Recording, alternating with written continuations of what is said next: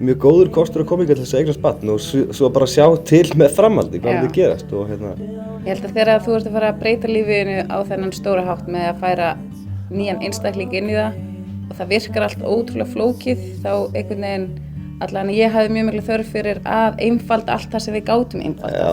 Sveitarfélagið styður mjög vel við tómstunda og íþróttastarf. Það eru hár frístundastyrkur. Þetta náttúrulega alveg einstakt held ég á landsvísu að hafa skíðasvæði sem bara í göngufæri.